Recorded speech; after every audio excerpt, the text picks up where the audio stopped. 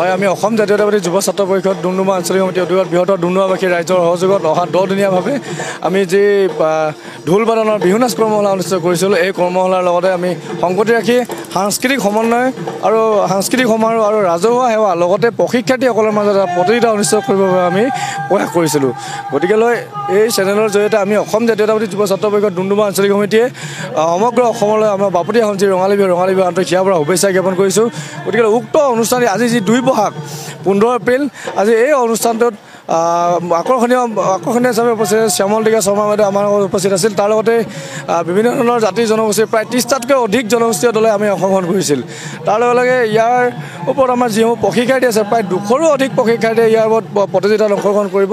গতিকেলৈ আমি অসম জাতীয়তাবাদী আমি ডুমডুমা আঞ্চলিক সমিতিয়ে সংকল্পবদ্ধ হৈছোঁ যে প্ৰতি বছৰে 2 বহাগ দিনটোত আমি এনেদৰে আমাৰ এই অনুষ্ঠান কাৰ্যসূচী অনুষ্ঠিত কৰি যাম বুলি। যদি বতৰ প্ৰতিকূল নহয়, যদি বতৰ প্ৰতিকূল দিয়ে বা বতৰ বিধি পথালি দিয়ে তেতিয়া অসুবিধা হ'ব, কিন্তু অনাগত সময়ত আমি কিন্তু মাৰ বান্ধি এই আমাৰ সংস্কৃতিৰ ক্ষেত্ৰত এই দিনটোত আমি অনুষ্ঠিত কৰি যাম বুলি আমি কথা দিছোঁ।